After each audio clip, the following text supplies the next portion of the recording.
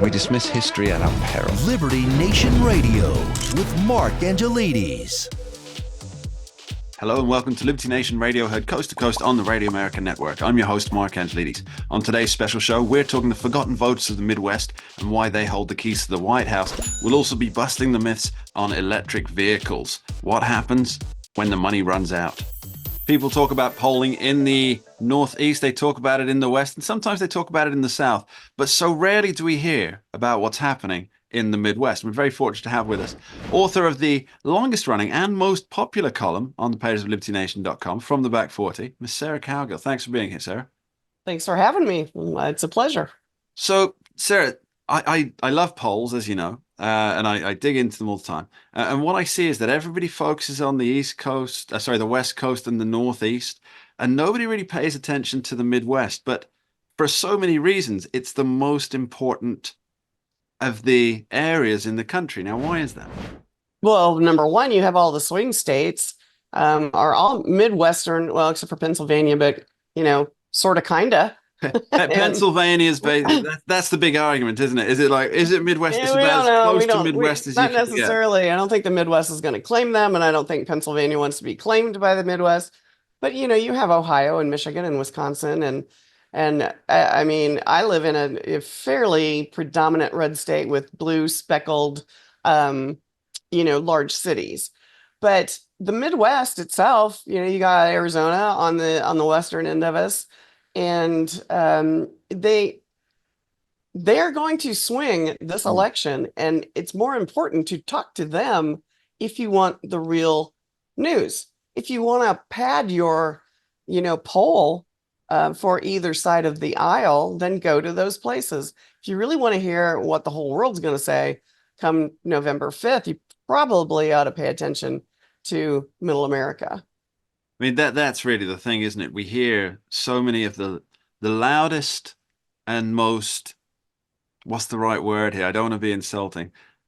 Let's just be insulting. The loudest and most shrieking voices come from the coasts. You've got the West Coast, you've got the Northeast up there, and they dominate the media discussion. And they also, in many ways, they dominate the political discussion because they're the largest population areas.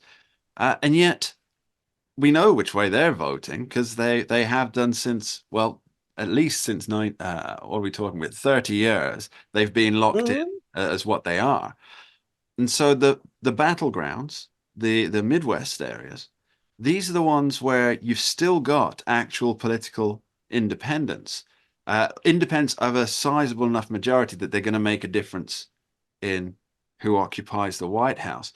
And so it does strike me as almost a fatal oversight in polling that it's not just focused on the Midwest. They do the occasional battleground. Oh, we're going to do 80 polls in Pennsylvania. You need the whole plethora of places, though.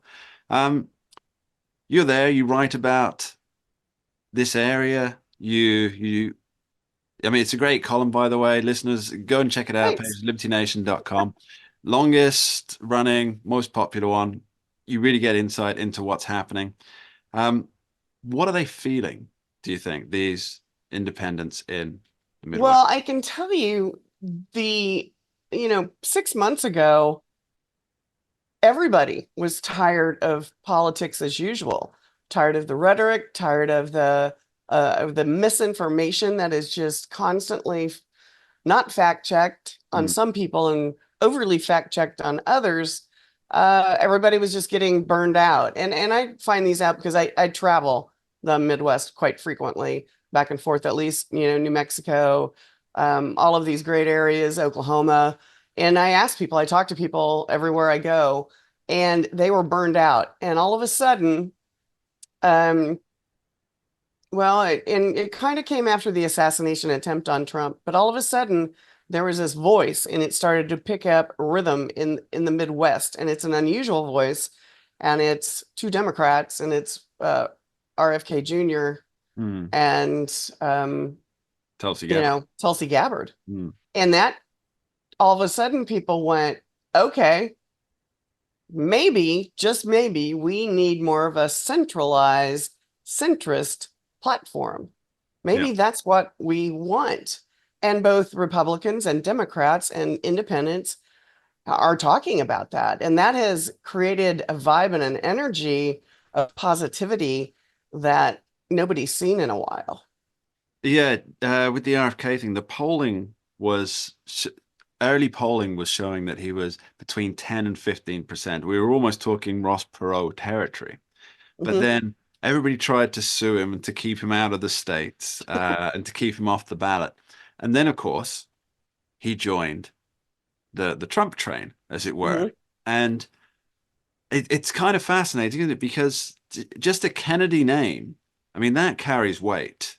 And the son of Robert F. Kennedy, the nephew of John F. Kennedy, I mean, that's a lot of weight to be carrying. And to be on the Trump train, I think that's going to be a silent percentage that doesn't get talked about up until the election. And I suspect, and it might not swing the election, but I suspect it'll make it an incredibly close contest. I believe that a couple of weeks ago, there was an event called Rescue the Republic. And it was a cornucopia of independents and Democrats that have walked away from the Democratic Party and MAGA hat wearing Trump people. And they all came together with this kind of new coalition. And it was really a fascinating event to see. You know, there's maybe 100,000 people there. And in unity, none of these people were fighting. Nobody was calling anybody a, conspiracy theorist. It was quite interesting. And Tulsi Gabbard pointed out that, Dick Cheney is now Kamala Harris's hero, and that went over like not well. Thank you for considering our radio audience.